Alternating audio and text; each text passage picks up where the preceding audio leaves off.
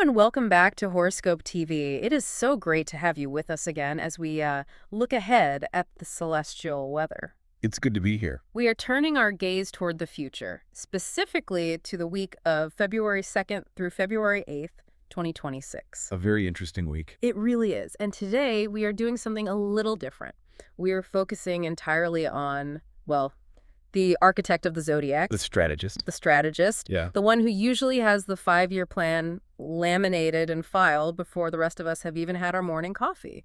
We are talking about Capricorn. Yes, we are. And it is a fascinating week to be looking at the sea goat, or as I prefer to think of them for this specific forecast, the CEO of the zodiac, who has just been handed a unicycle. The unicycle. And been told to ride it across a tightrope. That is a very vivid image. And, looking at the charts, it feels weirdly appropriate. Right. Usually when we sit down to analyze Capricorn, we're talking about discipline, structure, that slow and steady climb up the mountain.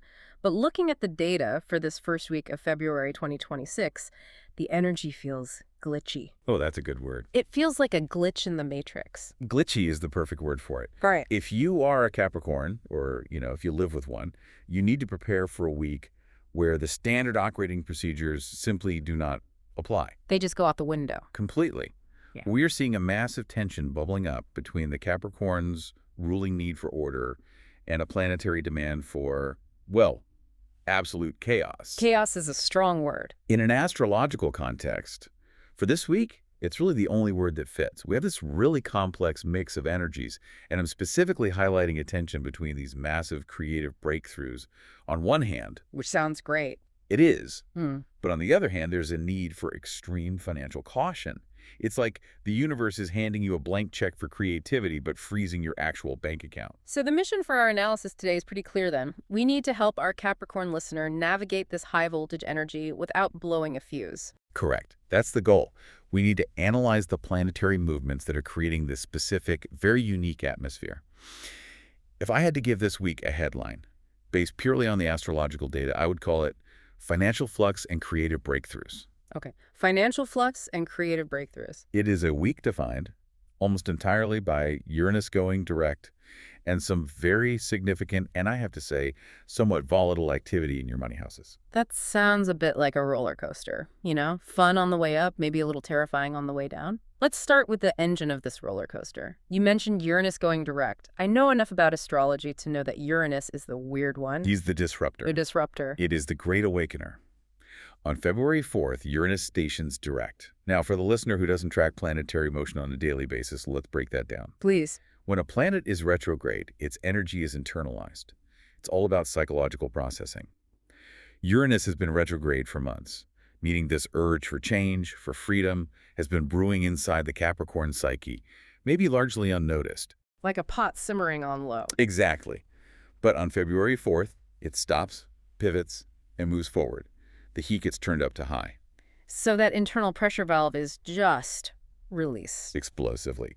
And for Capricorn, this is all happening in your 5th house. The 5th house. No, that's the fun house, right? It is the sector of joy, romance, children, and arguably, most importantly for this week, creativity. It is the house of the inner child. Okay, so you have the planet of shock and disruption waking up in the house of let's play. That sounds, well, destabilizing for a sign that loves a good spreadsheet. It is terrifying for the ego, but it can be so liberating for the soul. This isn't about work. Not really. This feels like a surge of pure electric energy. So what does that look like in the real world? The Capricorn listener might genuinely wake up on Wednesday morning with a sudden, overwhelming urge to do something completely out of character. Like what, though? Are we talking quitting their job to join a circus? Maybe not that extreme, although with Uranus, you never say never. But more likely is picking up a hobby they haven't touched in 20 years. Oh, I see. Or suddenly deciding to paint a mural on the living room wall. Or signing up for an improv class. It is the awakening of that inner child that has been sitting quietly in a boardroom meeting for far too long, and it suddenly stands up on the table and shouts. So this is a catalyst. It is a massive catalyst. It truly is the moment where the structure you've built cracks just enough to let the light in. But here's the thing about cracks. They can be messy. And before we get too deep into the mess, I want to talk about the mind. Because while Uranus is throwing this wild party in the 5th house, Mercury is also on the move. Yes, this is a really important piece of the puzzle.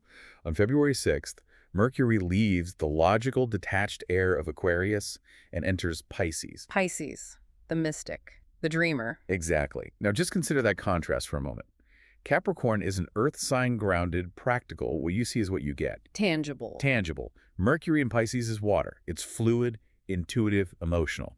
When Mercury moves into this sign, the Capricorn mind shifts from being let's say, a computer processor to being more like a sonar system. A sonar system, I like that. So it's less about calculating the distance and more about feeling the depth. Precisely. The mind becomes sharp, yes, but it becomes incredibly intuitive. You stop thinking in these neat linear lines and you start thinking in waves, in feelings, in impressions. How does that actually help a Capricorn, though? I feel like that would just annoy them. Why am I having all these feelings when I'm just trying to write an email? It's a fair question. It helps because it completely changes the quality of your communication. Capricorns will find themselves communicating not just with logic, but with real feeling. So it's not just the what, it's the how. It's the how and the why. Your ideas will be conveyed clearly, of course, but with an emotional resonance that they might not usually have. If you are trying to persuade someone, logic appeals to the brain, but Mercury in Pisces appeals to the heart. It makes you persuasive in a way that you usually aren't. It adds a layer of empathy to the authority you already have. Exactly. And speaking of empathy and healing, we have to look at an aspect that's happening just before this shift. On February 3rd, that Tuesday, Mercury forms a sextile to Chiron. Chiron, the wounded healer. I always find Chiron aspects so interesting because they usually point directly to where it hurts. They do. But a sextile is a supportive aspect. It's gentle. Think of a sextile like an unlocked door. It doesn't force you to walk through, but the opportunity is there if you just turn the handle. And where does this particular door lead for Capricorn on February 3rd? It leads directly to healing financial worries. That is incredibly specific, and honestly, given the rest of this forecast, probably very, very necessary. It is vital. Capricorns often carry such a heavy burden when it comes to financial security. They feel this immense pressure to be the provider, the rock. And that creates a lot of silent anxiety. So much. This Mercury-Chiron sextile on Tuesday is a moment where talking about money, or even just thinking through the problems with compassion for yourself rather than judgment, can really alleviate that anxiety. So it's not about suddenly winning the lottery to solve the problem. It's more about the mental process. It's about realizing that the monster in the closet is probably a lot smaller than you think. It is a perfect moment to just articulate the fear, to say, I am worried I won't have enough. Just saying that, under this aspect, begins the healing process. So Tuesday is for therapy, financial or otherwise. In a manner of speaking, yes. It's a day for compassionate self-talk. Okay, so we've got the creative explosion from Uranus, the intuitive shift from Mercury, and this little moment of financial healing. Now let's look at where Capricorns live and breathe. Work and career. Because even if the inner child is screaming to go play, the deadlines are still there. Oh, the deadlines are always there. Yeah. And honestly, the week starts with a massive gift for the worker bee in every Capricorn. I see that in the charts. Monday and Tuesday look incredibly productive. They are. We have the moon in Virgo to start the week off. And Virgo is another earth sign, just like Capricorn. So this is a harmonious connection. It is a trine. And in astrology, a trine is a flow of energy with zero resistance. It's easy. Virgo is the sign of details, organization, health, and service. It's the librarian of the zodiac. So if Capricorn is the CEO, Virgo is the executive assistant who knows where every single file is buried. That is a perfect analogy. And on Monday and Tuesday, the CEO and the EA are in perfect sync.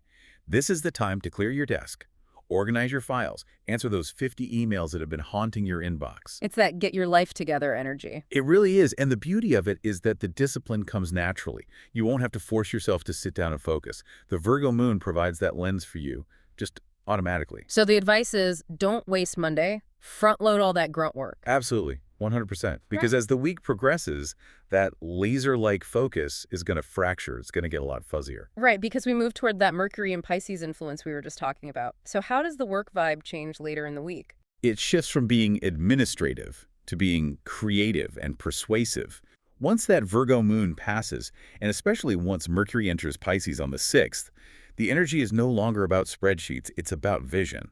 So Monday is for the budget report. Thursday is for the big pitch meeting. Yes, exactly. Thursday and Friday are the time for writing, for speaking, and specifically for sales. And I don't just mean selling a product. I mean selling an idea, a vision, a feeling. Because of that intuitive connection you mentioned. Correct. You can read the room. You can feel what the other person needs to hear before they even say it. Your ability to persuade is so heightened because you are connecting on a deeply human level, not just a transactional one. However, I am looking at the outline here, and there is a giant warning sign flashing right in the middle of the week regarding business. We can't just coast on intuition and good vibes, can we? No, we absolutely cannot. This is the danger zone. Okay. What exactly are we looking at here? What's creating this danger? We are looking at a square aspect on February 5th. Now, squares represent conflict, tension, roadblocks. They're difficult. And this particular square is hitting the financial sectors of the Capricorn chart and hitting them hard. So high creativity, but also high risk. Extreme risk. The specific warning here, and I can't stress this enough, is against risky business investments. So let's paint a picture. It's Wednesday or Thursday, you're feeling creative, you're feeling intuitive, your gut is telling you something is big, and someone pitches you a revolutionary new tool for the company, or maybe a speculative investment using company funds. The answer is no. Just a flat no, no discussion. A flat, hard no. The energy is far too volatile. What looks like a brilliant breakthrough thanks to that Uranus energy is very likely a financial sinkhole thanks to this square. This is not the time to gamble with resources, yours or anyone else's. Stick to the budget. Religiously. Do not be a cowboy with the corporate card this week. The real trap here is hubris thinking, that just because you feel expansive and brilliant, the bank account is also magically expansive. It is not. Okay, so navigate that danger zone very carefully midweek. How do we then wrap up the work week? Well, if you can get through Thursday without buying a monorail for your office, A worthy goal. then the end of the week suggests a real shift in strategy. It's time to stop looking at the papers on your desk and start looking at the people around you. Networking. Networking and social connections. The weekend energy really starts to bleed into the work sector here. The connections you make on Friday, maybe over coffee at a happy hour, are going to be far more valuable in the long run than the extra hour of work you do at your desk. So be social. Use that Mercury and Pisces empathy to make some new friends. That's the move. Okay. Let's pivot to the topic that seems to be the source of all the drama this week. Money. We called this financial flux, and frankly, I'm seeing exactly why. Yeah, the core conflict of the entire week is centered right here. And it is a bit of a paradox, which is why it's so tricky for a sign like Capricorn to navigate. What's the paradox? The paradox is that Venus, the planet of good things, is actually in your money house. And Venus is the planet of attraction, luxury, money itself. Usually that's a huge green light. Usually, yes. Venus in the money house says wealth is coming, spend it, enjoy it. But Venus isn't alone in there. She is heading into a violent collision, a square, with Uranus on February 8th. There is that Uranus again, the disruptor. He's everywhere this week. So you have Venus whispering in one ear, buy the nice thing, you deserve it, and you have Uranus screaming in the other, I am going to destabilize your entire financial foundation. That creates a very specific, very uncomfortable kind of anxiety. It creates volatility. Pure and simple. Income might be delayed. The check you were counting on just doesn't clear when you thought it would. Or, what's even more likely, a sudden, completely unexpected expense just pops up out of nowhere. And looking at the astrological map, can we tell where this expense is coming from? Is it the car breaking down, the house needing a repair? The indicators all point toward social events. Ah, so it's not a broken pipe, it's a broken willpower. It's the dinner that ends up costing 3 times what you thought it would. It's the pressure to keep up with friends who are spending freely. It's the impulse buy, because you were caught up in the excitement of the moment. So the sudden expense is actually a self-inflicted wound a lot of the time. In many cases this week, yes. And it connects directly back to that Uranus in the 5th house, the house of fun. You want to have fun? You want to play. And Venus says, sure, spend the money to do it. But the square to Uranus says, you cannot afford this right now. So the warning is clear. No luxury items. Save your cash. Mm-hmm. It is really not a good week for big-ticket purchases. If you are standing in a store holding something you don't need, I'm telling you, put it down, walk away. Now, I have to play devil's advocate here for a second. Uranus brings shocks, but sometimes shocks can be good, right? Is there any world where this financial flux is actually a windfall, like a gamble that pays off spectacularly? That is the wild card factor. And technically, yes, it's possible. Uranus direct can bring a sudden stroke of luck. A speculative stock could spike overnight. A crypto bet could hit. But I feel a big but coming. but relying on it is like trying to catch a falling knife. You might catch the handle, but you're probably going to catch the blade. Exactly. The risk so heavily outweighs the probability of reward. The energy is electric, which means it can power your house or it can burn it down. The soundest astrological advice is to be conservative. Don't chase the quick win this week. So if we can't spend and we shouldn't gamble, what should we be doing with our money energy? Just ignore it. No, not at all. Use that Mercury and Pisces energy. Visualize. Visualize. What do you mean? I mean strategize. Don't transact. Yeah. Use this week to look at your finances intuitively. Where do you want to be in 5 years, in 10 years? Dream about the wealth, plan for the wealth, but do not spend the wealth this week. I love that distinction. Strategize, don't transact. Okay, let's move from the wallet to the heart. Love and romance. Because if Uranus is in the sector of romance and it's going direct, I imagine things are getting interesting. Interesting is putting it very, very mildly. The headline for the love sector this week is basically surprises and squares. Okay, let's start with the fun part, the surprises. Absolutely. With Uranus going direct in your 5th house of romance, the electric spark is just undeniable. This sounds fantastic for single Capricorns. It is thrilling for them. Yeah. This is the classic astrological signature for love at first sight. The lightning bolt. The honest-to-God lightning bolt. You walk into a coffee shop, you lock eyes with a stranger, and the entire world just stops for a second. Uranus doesn't do slow burn. Uranus does instant, shocking recognition. And because it's Uranus, this person is probably completely outside your usual type. Oh, completely. The rebel. Mhm. The artist. The person with the questionable tattoos. Someone who shakes up your structured world. Exactly. And for the attached Capricorn, this energy is all about revitalization. It's about shocking your own relationship back to life. How does that look in a long-term relationship? It looks like surprising your partner. Breaking the routine in a big way. If you usually stay in on Friday, you suddenly drag them out to a karaoke bar. It's about showing a side of yourself they haven't seen in years or maybe ever. So the theme is anything can happen. Anything can happen, but... Yeah. And you knew there was a but coming. I did. It's the squares. It's always the squares. We talked about that financial tension. That tension does not stay in the bank account. It bleeds directly into the relationship. Money fights. Big money fights. The squares to Uranus suggest that money is the primary source of romantic conflict this week. So you're having this romantic, spontaneous, wonderful night out, and then the bill comes. And the mood just shatters instantly. Why did you order that? I thought we were trying to save money. You're being so cheap. No, you're being reckless. It's the classic clash between the Uranus urge to splurge and the Saturnian Capricorn urge to restrict and save. Precisely. And the peak danger time for this is February 8th. That's the Sunday. That Venus square Uranus aspect is exact then. Sunday, the day of rest, or the day of the big fight. It's also a trigger for feelings of insecurity and jealousy, which can be even more corrosive. Unpack that for me. How does a money tension turn into jealousy? It's all about stability. Capricorn craves stability above all else. Uranus is providing instability. So if your partner starts acting erratic, spending money wildly, changing plans at the last second, just acting different, the Capricorn brain might interpret that instability as a fundamental threat to the relationship. The first thought is, why are you acting like this? Is there someone else? When really it's just the astrology. It is just the planetary weather passing through. So how do we cope with this? If you're a Capricorn and you're staring at a bill you hate or feeling that pang of jealousy because your partner's acting weird, what is the move? The strategy is deeply counterintuitive for a Capricorn. You have to treat love like a game this week. Game? Capricorns don't play games. They play to win. And that is exactly why they struggle with Uranus. Uranus wants playfulness.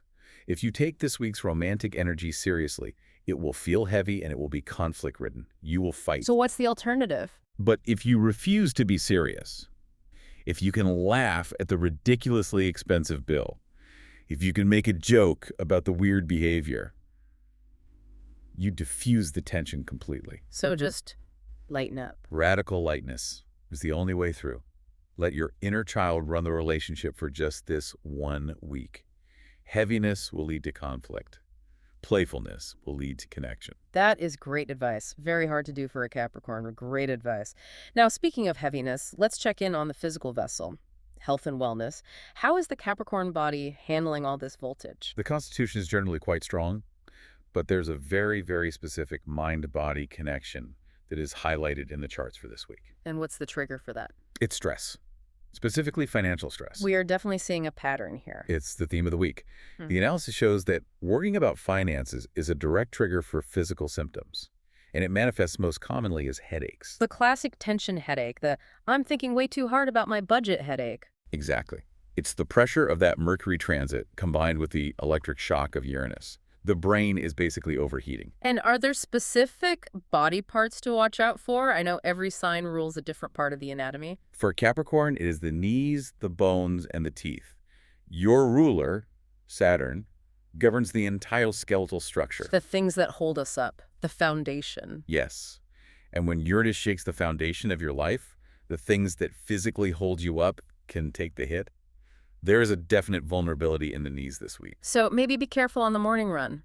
Caution is advised during any exercise. This isn't the week to suddenly try high-impact plyometrics if you haven't been training for it. Just watch your footing. Be mindful. Okay, so we have money headaches and shaky knees. What is the remedy? What is the prescription from the stars this week? We have a two-part remedy. One emotional, one physical. Give me the emotional one first. Laughter. The laughter, that's it. It sounds so simple, almost trite, I know. But astrologically, it is the direct antidote to Saturnine constriction and worry. Uranus in the fun sector demands that you make time for hobbies, for kids, for your pets. These things release the specific type of tension that is building up. So it's not something you can just think your way out of. You cannot think your way out of a headache this week. You have to laugh your way out of it. I like that. You can't spreadsheet your way to relaxation. You absolutely cannot. And the physical remedy comes from the moon. Later in the week, the moon moves into Scorpio. Scorpio, the sign of depth and Elimination. and detox. The moon in Scorpio is like a biological signal to your body to flush the system. So drink more water. Lots of water. Right. Clean foods. If you've been stress eating, which is a very common response to financial anxiety, late in the week is the time to stop. Flush out the toxins. Allow your body to reset. Laughter and water. It's a pretty simple prescription, but I can really see why it works in this context. Sometimes the simple things are the most effective. All right, we have covered the self. Now let's talk about the other people in the room. Compatibility. Who is going to help the Capricorn survive this week, and who is going to make the headache worse? Let's start with the anchor. The best match for the week is, without a doubt, Taurus. The bull, another earth sign. That makes sense. Yes. Taurus is the steady ground beneath your feet when everything else feels like it's shaking. But why Taurus specifically right now? Well, first, they share all those earth element values: security, comfort, practicality. But here's the real key.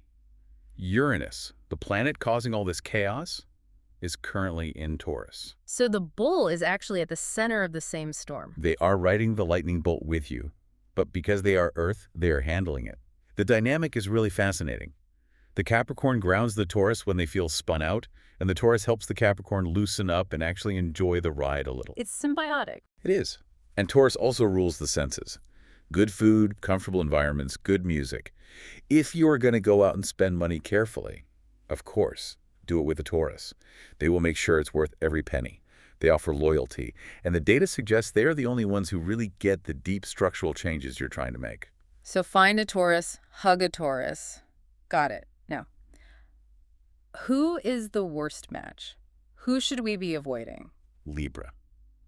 The scales. Really? Why? It is a source of pure, unadulterated tension this week. But usually Libra is so charming, they're the diplomats of the zodiac. They are. But astrologically, Libra and Capricorn are in a natural square relationship to each other. They're both cardinal signs. Cardinal means they're leaders, starters. It means they both want to be the boss. They both want to initiate action.